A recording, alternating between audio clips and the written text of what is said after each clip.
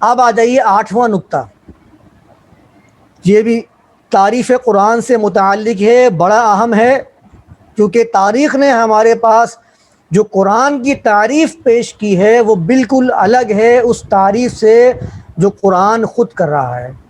تاریخ نے ہمارے سامنے قرآن کا جو نقشہ پیش کیا ہے یہ بالکل وہی ہے جو انجیل اور توراہ کا ملتا ہے۔ وہ کیسے، میں آپ کو بھی بتاتا ہوں۔ انجیل کے بارے میں آپ پڑھ لیجئے، انجیل کہتی ہے کہ یہ 4 لوگوں کا مجموعہ ہے، میتھیو، لوک، مارک اور John. Gospel of Matthew, gospel of Mark, gospel of John اور گوسپل آف لیوک، 4 لوگوں کا مجموعہ ہے، نیو ٹیسٹمنٹ جس کو کہتے ہیں آپ، انجیل۔ اس کے علاوہ وہ کہتے ہیں کہ 27 لوگوں کا مجموعہ تھا، وہ مفقود ہے، موجود ہی نہیں ہے ان کے پاس، ایک کو وہ مانتے ہی نہیں ہے، برناباس کی انجیل کو۔ اور جو آپ کے پاس اولڈ ٹیسٹمنٹ ہے جس کو آپ توراہ کا نام دیتے ہیں، وہ بھی 5 چیپٹرز کا مجموعہ ہے، نمبرز، ڈیوٹرونومی، لیواٹیکس، ایکسوڈس، اور اس میں ایک اور ہے جو میں بھول رہا ہوں ابھی۔ تو انجیل کے بارے میں یہ کہتے ہیں کہ بہت بعد والوں نے اس کو لکھا اور لوگوں میں اس کو رائج کیا۔ قرآن کے بارے میں بھی ہمارے ہاں یہی پایا جاتا ہے کہ عبداللہ بن عباس کا قرآن الگ تھا، عبداللہ بن مسعود کا قرآن الگ تھا۔ عبداللہ بن مسعود کے قرآن کے اندر سورۃ الفلق اور سورۃ الناس موجود نہیں تھی، وہ کہتے تھے یہ سورۃ الفلق اور سورۃ الناس یہ قرآن کا حصہ ہی نہیں ہے۔ یہ بخاری اور مسند احمد کی روایت بتا رہا ہوں میں آپ کو، جو لوگوں کے نزدیک بڑی اوتھینٹک سمجھی جاتی ہے، تاریخ کے اعتبار سے بھی اور احادیث کے اعتبار سے بھی۔ ان کا قرآن الگ تھا، عبداللہ بن عباس کا قرآن الگ تھا، اور ابی بن کعب کا قرآن الگ تھا۔ اور آپ انجیل کو دیکھ لیجئے، جو gospel of Matthew, gospel of Mark, gospel of Luke اور گوسپل آف جان، چاروں کی گوسپل الگ ہے، برناباس کی الگ ہے۔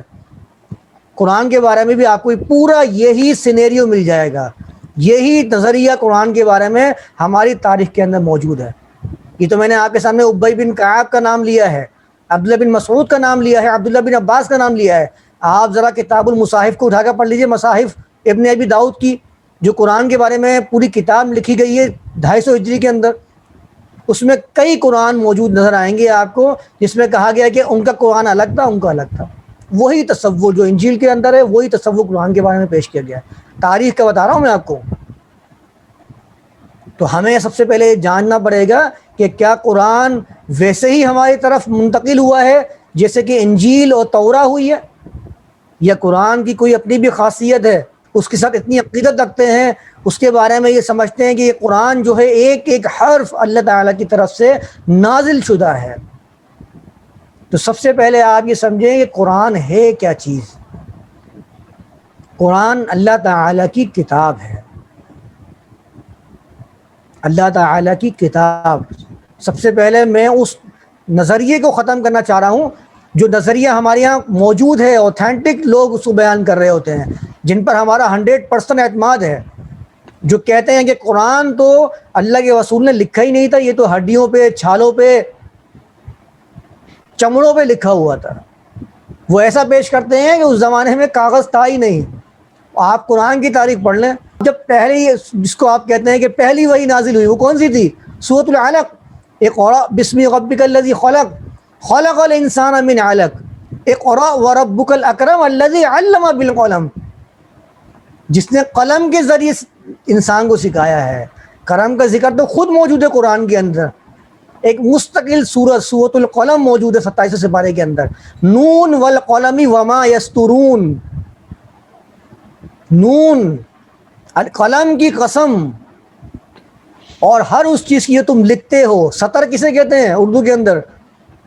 لائنز کو، جو آپ قلم کے ذریعے لکھ رہے ہوتے ہیں، قلم وما یسطرون، جس کو تم لکھ رہے ہوتے ہو، اور کرتاس، جس کا معنی ہوتا ہے عربی زبان میں کاغذ، جس کو آپ پڑھ رہے ہوتے ہیں، قرآن کے اندر ہی موجود ہے۔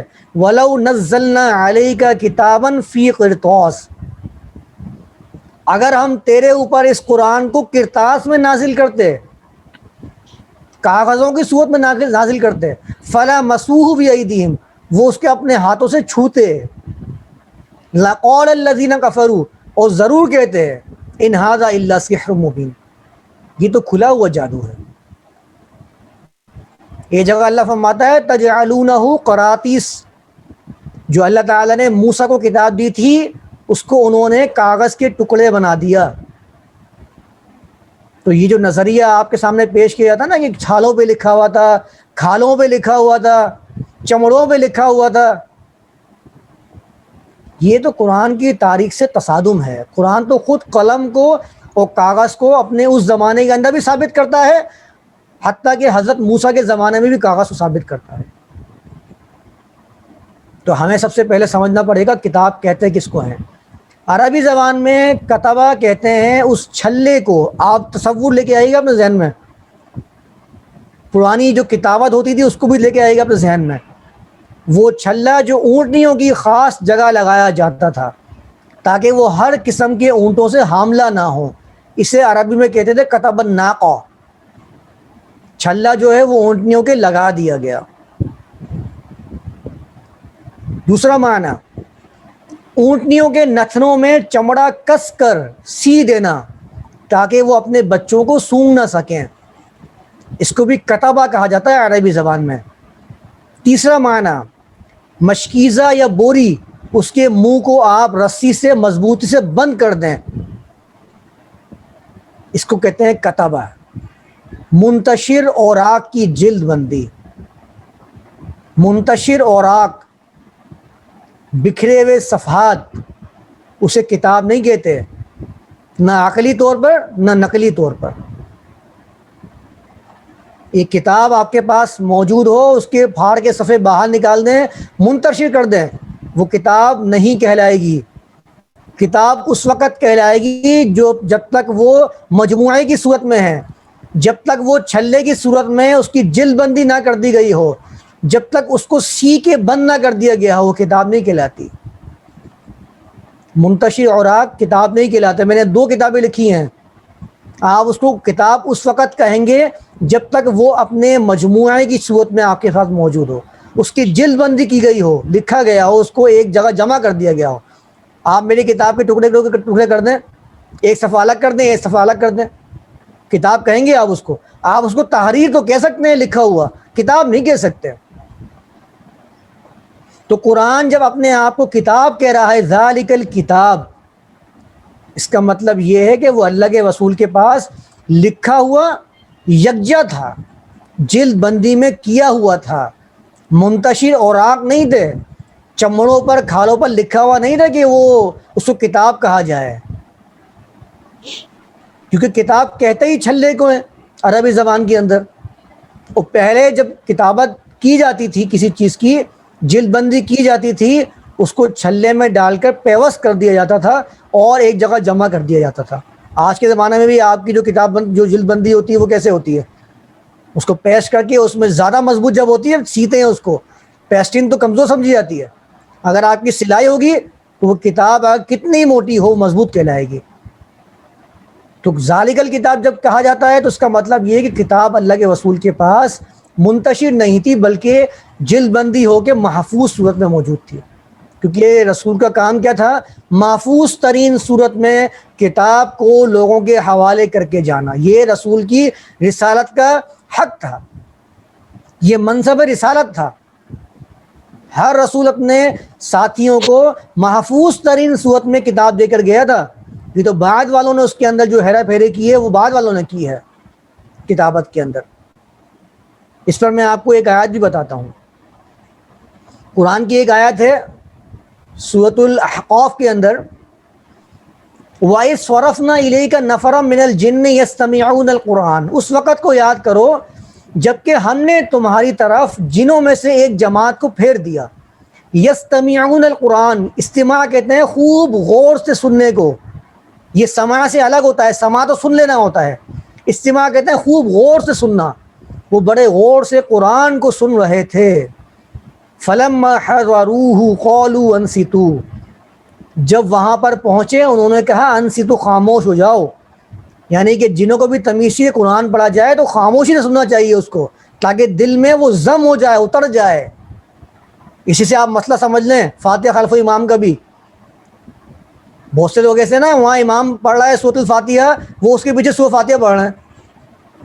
جنوں کو بھی تمیز تھی اس بات کی جب قرآن پڑھا جائے تو انصتو، خاموش ہو جاؤ۔ فلما قضی، جب اسے پورا کر دیا گیا، ولوا الی قومہم منذرین، وہ پلٹ گئے اپنی قوم کی طرف، اور حالت کیا تھی ان کی؟ منذرین ہو گئے، اب وہ خبردار کرنے والے ہو گئے اپنی قوم کو۔ جا کر کیا کہتے ہیں؟ قولو یا قومنا، اے ہماری قوم، انا سمعنا کتابا، ہم نے ایک کتاب کو سنا ہے۔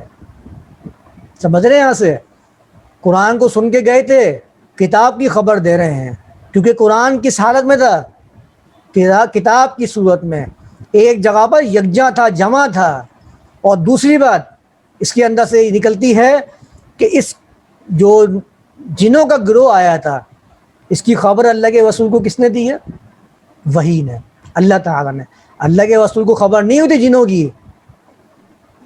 ایک اور سورۃ الجن ہے، مستقل سورۃ الجن کے بارے میں، قل اوحی الی انہ، ان سے کہہ دے کہ میری طرف وحی کی گئی ہے جنوں کے بارے میں، کہ جن کہتے ہیں انا سمعنا قرآنا عجبا، ہم نے ایک بڑا عجیب قرآن سنا ہے، پڑھی ہوئی بات سنی ہے بڑی عجیب سی۔ تو کتاب اللہ کے رسول کے زمانے میں قرآن جو تھا وہ کتابی صورت میں تھا، منتشر اوراق نہیں تھے، منتشر نہیں تھا کہ کسی کے پاس کچھ ہو کسی کے پاس کچھ ہو، اور جو چاہے اپنی مرضی سے قرآن کی آیات کو جہاں چاہے وہ رکھ لے اور قرآن بنا لے۔ یہ روایت کے اندر میں انشاءاللہ آپ کو بتاؤں گا۔ آپ قرآن کو اپنی آنکھوں سے اس روایت کو اپنی آنکھوں سے دیکھ رہے ہوں گے، آپ نے اس روایت کی بابت سنا ہوگا، پڑھتے آ رہے ہوں گے، لیکن جب میں آپ کو اس کی علتیں بتانا شروع کروں گا تو آپ کے لیے وہ باعث حیرت ہوگا کہ ہم نے کیوں اس طریقے سے اس روایت کی تحقیق نہیں کی۔ کیونکہ قرآن آپ کو یہ میزان دیتا ہے، قرآن آپ کو یہ نور دیتا ہے کہ آپ غلط کو غلط سمجھنا شروع کر دیں اور صحیح کا جو مقام ہے وہ آپ جان جائیں۔ یہ قرآن آپ کے اندر شعور پیدا کرے گا جب آپ قرآن کو خود سمجھیں گے۔ آپ کے لیے کوئی مشکل نہیں ہوگا کہ آپ غلط کو غلط ثابت کر دیں اور صحیح کو صحیح ثابت کر دیں، یہ بہت آسان ہو جائے گا آپ کے لیے اس وقت جب کہ آپ قرآن کو اپنا میزان بنا لیں گے۔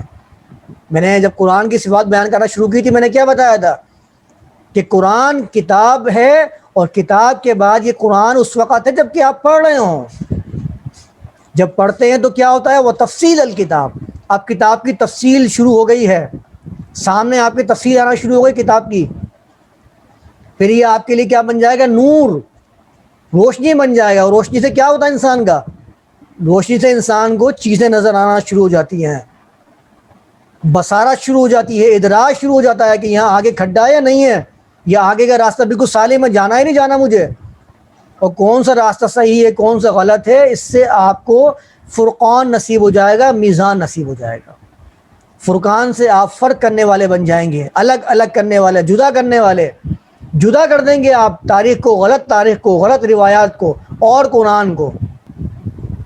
اس وقت میں نے آپ کو بتایا تھا، موسیٰ کے واقعہ پڑھ کے بتایا تھا کہ موسیٰ جیسے ہی طور پر تشریف لے کے گئے ہیں، قوم نے فوراً سے اپنا ایک خدا بنا کے کہا فنسی موسیٰ، اللہ تو تمہارا الہ تو یہ رہا، موسیٰ تو بھول گئے، پتہ نہیں کس الہ کو ڈھونڈنے گئے ہیں، تمہارا جو الہ ہے وہ یہ ہے۔ اس وقت بھی میں نے آپ کو بتایا تھا کہ موسیٰ کی تربیت اس وقت ان لوگوں کے اندر کچھ لوگوں میں موجود تھیں، لیکن بعد ان کے جانے کے بعد کچھ لوگوں نے اپنا ایمان صرف ظاہر کیا ہوا تھا، ان کے دلوں میں ایمان موجود نہیں تھا۔ اور یہی بات اللہ کے رسول کے صحابہ کے بارے میں ثابت کرنے کے لیے ان روایات کو گھڑ لیا گیا ہے کہ اللہ کے رسول کے سامنے تو بڑے اللہ والے بنتے تھے، بڑے محبت والے بنتے تھے، اور جیسے ہی اللہ کے رسول کی وفات ہوئی کھل کے سامنے آ گئے، دیکھو لڑائی جھگڑا کرنے اپنے سیاست کے بارے میں، کرسی کے بارے میں۔ تو اس زمانے کی تربیت، اللہ کے رسول کی تربیت میں اور آج کے سیاست دانوں میں فرق کیا رہ جاتا ہے؟ یہ بھی تو لڑ رہے ہیں کرسی کے لیے، یہ بھی تو ایک دوسرے کی گردنیں کاٹنے کو تیار ہیں، وہ بھی گردنیں کاٹنے تم پیش کرتے ہو، گردنیں کاٹ دی تھی، اور جو بچ گئے تھے وہ بچ گئے تھے، جو ہاتھ نہیں آئے تھے ہتھے چڑھ جاتے، تو میرے خیال سے مسلمانوں کا نام و نشان مٹ جاتا آپس میں۔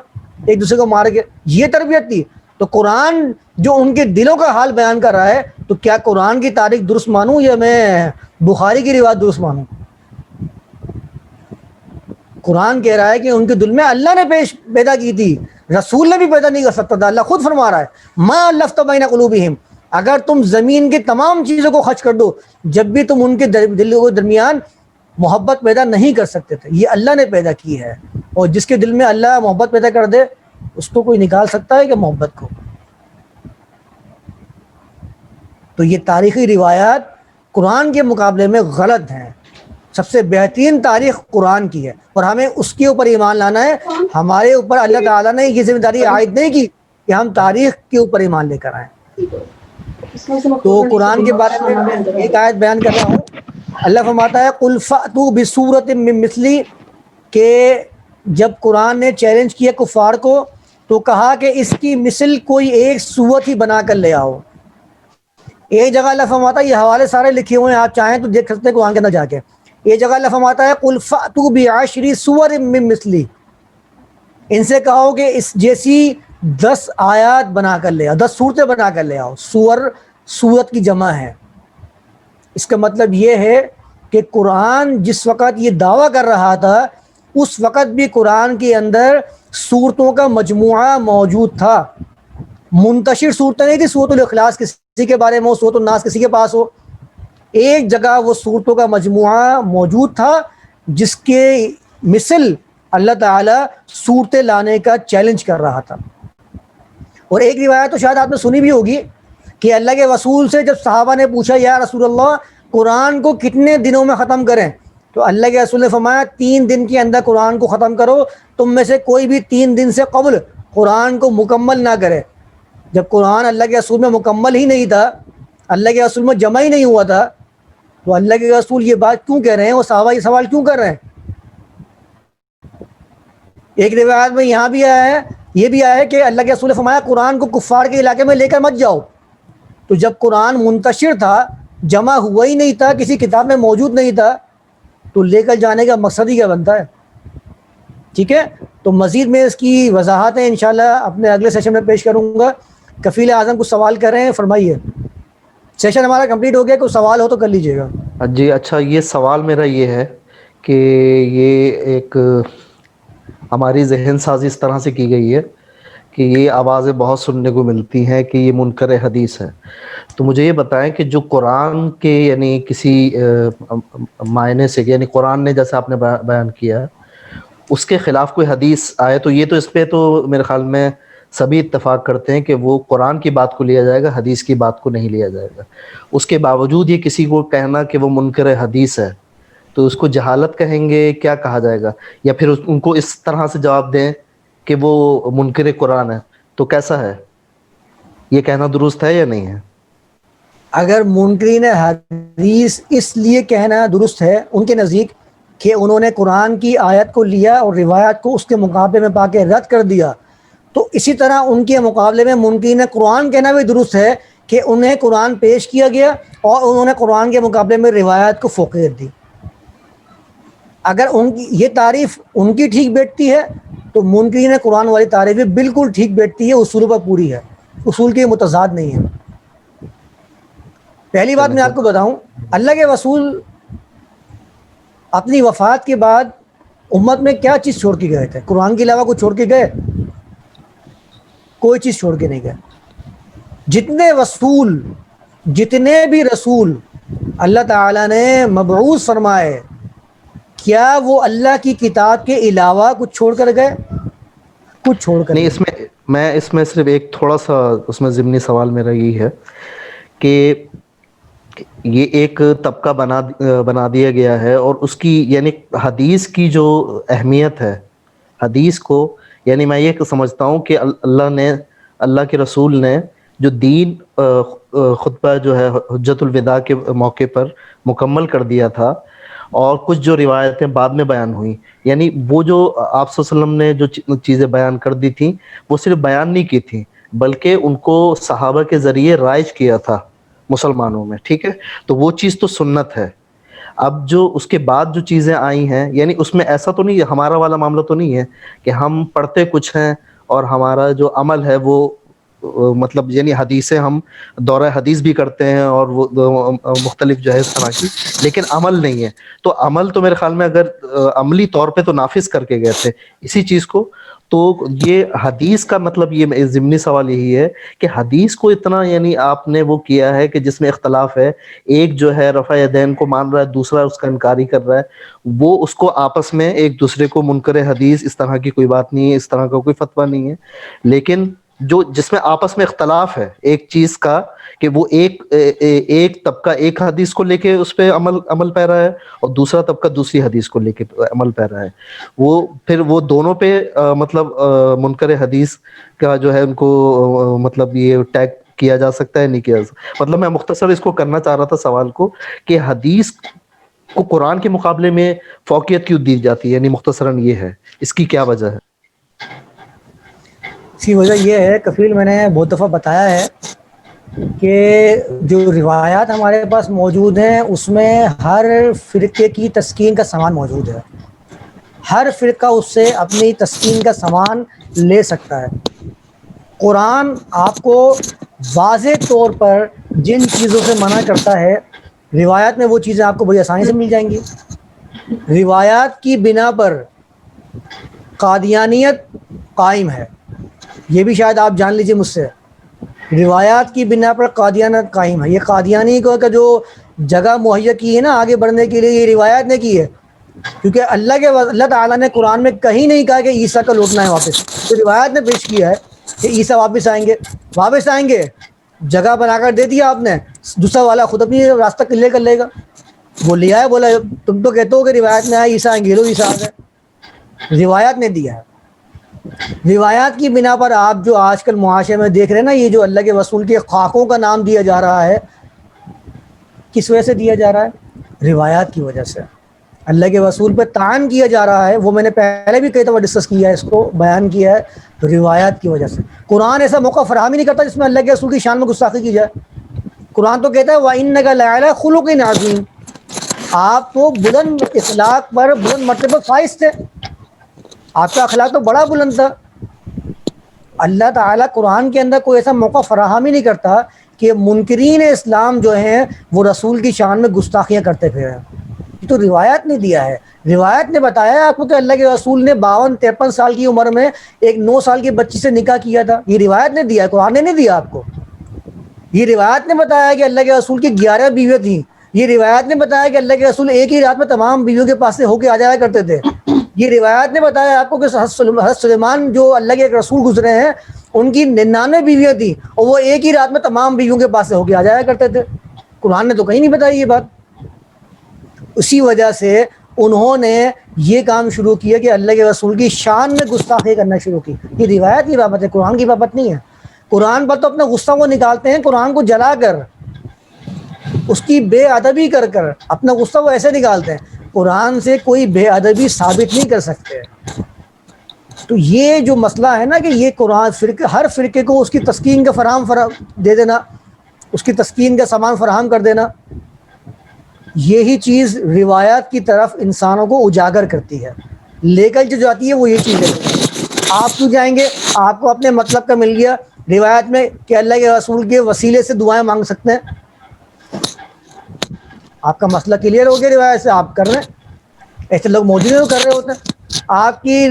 آپ کا ایک مسئلہ آپ نے بنایا کہ یہ جو قبر پرستی ہے اس کے لیے روایات میں مستقل سامان فراہم کرتی ہیں، روایتیں مستقل دلائل فراہم کرتی ہیں روایتیں، جس سے آپ ثابت کر سکتے ہیں کہ جو قبریں ہیں ان سے فیض حاصل ہو سکتا ہے. میں آپ کو انگلیوں پہ گنوا سکتا ہوں ایسی روایتیں کہ اللہ کے رسول سے بارے میں ملتا ہے کہ میری روح کو لوٹا دیا جاتا ہے، ابو کی روایت ہے، اور میں سنتا ہوں، سلام کا جواب دیتا ہوں. مردے سنتے ہیں قبر میں جو ہے وہ عذاب ہو رہا ہے، ان کو سنتے بھی ہیں، وہ منکر نکیر آتے ہیں، وہ ان کے قدموں کی چاپ سنتے ہیں. یہ سب روایت میں، قرآن میں نہیں ہے. قرآن تو آپ کو تصور دیتا ہے مرنے کے بعد آخرت کی زندگی کا. قرآن بیچ میں کسی زندگی ذکر ہی نہیں کرتا. تو یہ ساری چیزیں روایتوں میں ملتی ہیں، اس لیے لوگوں نے روایات کو زیادہ رکھا ہے، قرآن کو پس پش ڈال دیا ہے. یہی وہ بات ہے جو اللہ نے فرمایا وَقَالَ الرَّسُولُ يَا رَبِّ إِنَّ قَوْمِ اتَّخَذُوا هَذَا الْقُرْآنَ مَهْجُورًا. رسول کہے گا اے میرے رب، میری اس قوم نے اس قرآن کو ترک کر دیا تھا، ایسا بنا دیا تھا جو چھوڑا ہوا ہے. ہم نے چھوڑا ہوا ہے قرآن، ہم تو اپنی آنکھوں پہ لگا کے رکھتے ہیں، ہم تو چومتے بھی ہیں، ہم تو اپنے سب سے بلند جگہ پر اٹھا کر قرآن کو رکھتے ہیں. ہم تو قرآن سے اتنی عقیدت رکھتے ہیں. چھوڑنے کا معنی کیا ہے؟ چھوڑنے کا معنی یہ ہے کہ قرآن کا مقصد نزول بدل دیا ہم نے. بس جس مقصد کے نازل ہوا تھا وہ مقصد چھوڑ دیا. اور جب آپ کو پتا ہے کہ جس چیز کو اس کے مقصد سے ہٹا دیا جائے تو پھر دوسرے مقاصد اس سے پورے کیے جاتے ہیں، وہ اس مقصد کے لیے آپ کے فائدہ مند رہتی نہیں ہے جس کے لیے وہ اتاری گئی تھی. قرآن کا مقصد نزول کیا ہے؟ لِيُنذِرَ مَن كَانَ حَيًّا، سورہ یاسین کی آیت ہے. وہ خبردار کرے ہر اس شخص کو جو حی ہے، زندہ ہے. زندوں کو پڑھنے کی کتاب مردوں پہ پڑھنے جانے لگی.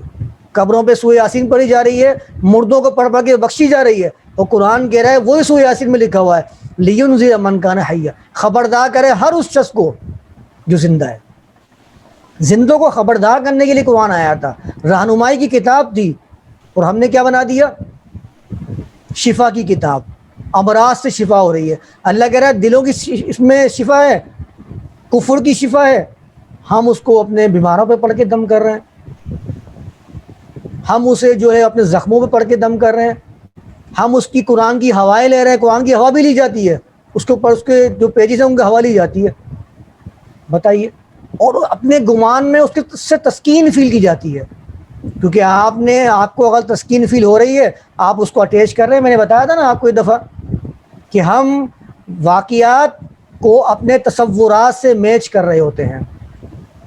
جو واقعات حادثات ہمارے ساتھ پیش آ رہے ہیں ہم اپنے تصورات اور تخیلات سے جوڑ رہے ہیں اس کو، جو ہمارے ذہن میں پہلے سے موجود ہیں. ہم کیا سمجھتے ہیں یہ جو ہندوازم کے اندر بھگوان کی پوجا کی جا رہی ہے اور جو ان کے آگے سجدہ اپنے آپ کو سجدہ ریز کیا جا رہا ہے، کیا ان کی مرادیں پوری نہیں ہو رہی؟ اگر پوری نہیں ہو رہی تو بیوقوف ہیں جو ان کے سامنے اپنے آپ کو گرا رہے ہیں، گھٹنوں کے بل چل کے جا رہے ہیں، کوششیں کر رہے ہیں.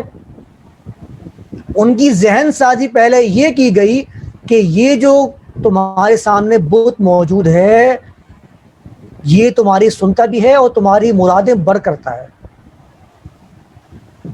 جب ان کی ذہن سازی کر دی گئی اب انہیں بچہ کہیں سے بھی ملے، ان کی مالی امداد کہیں سے بھی ہو رہی ہو، وہ اپنے تصورات سے اس کو میچ کرنا شروع کر دیتے ہیں، اپنے تخیلات سے اس کو جوڑنا شروع کر دیتے ہیں.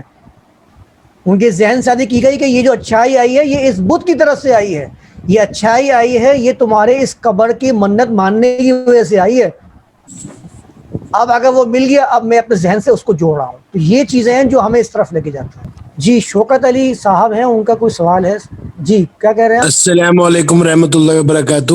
میرا یہ آج پہلی دفعہ کنیکٹنگ تھا. جزاک اللہ. مطلب اللہ تعالیٰ آپ کو صحت دے اور ایمان والی زندگی اور تندرستی دے.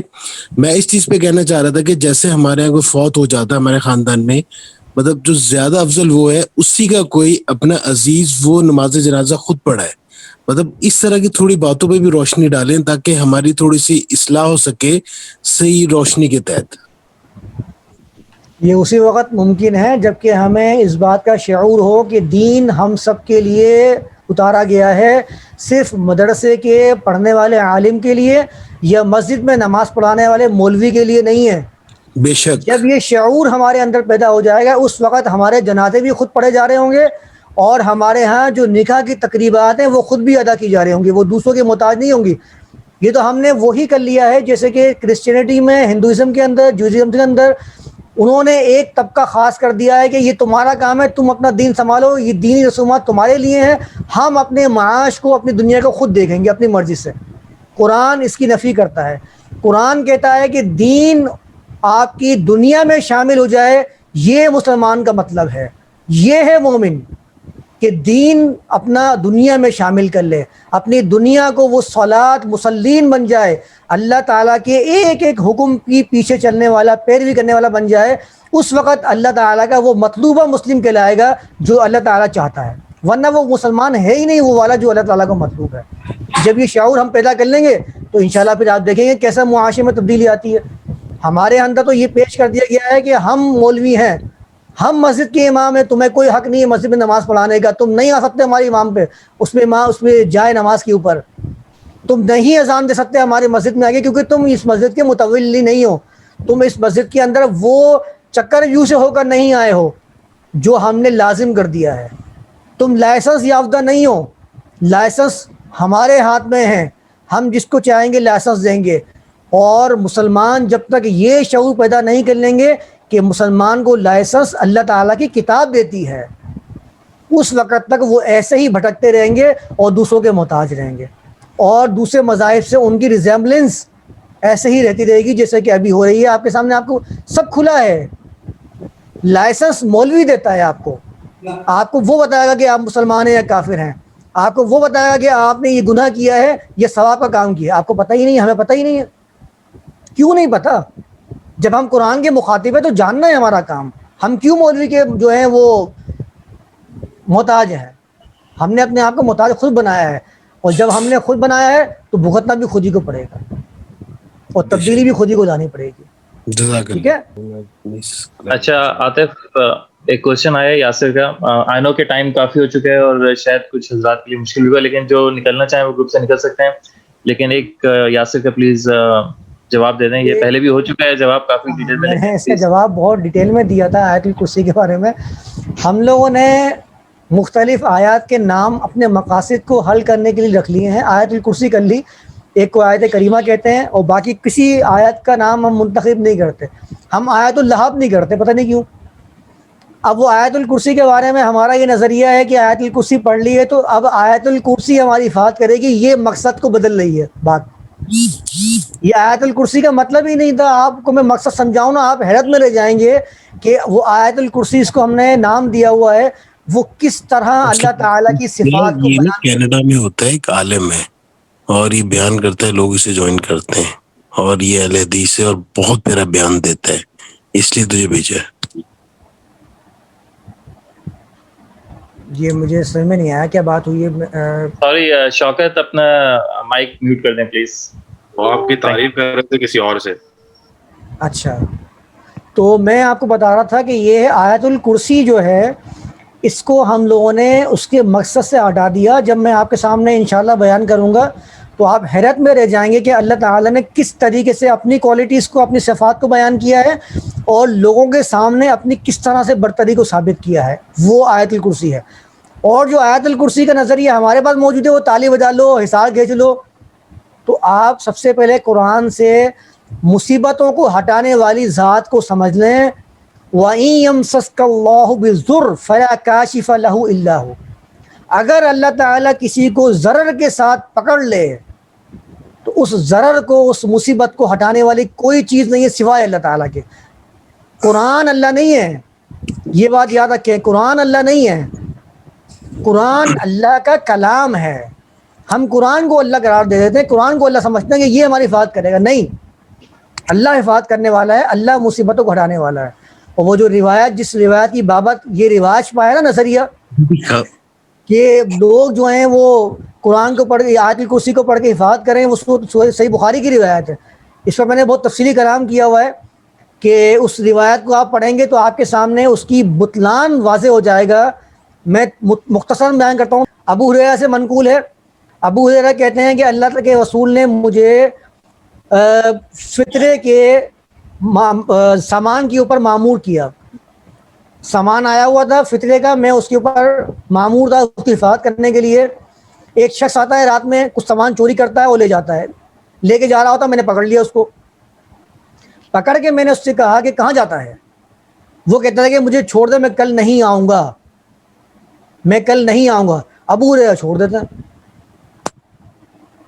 اگلے دن اللہ کے رسول کو بتاتے ہیں, اللہ کے رسول کہتے ہیں کہ دوبارہ آئے گا. وہ پھر آ جاتا ہے اگلے دن, وہ پھر چوری کرتا ہے. تو اس کے بعد وہ پھر اسے چھوڑ دیتے ہیں اسی بات کے اوپر, میں کل نہیں آؤں گا.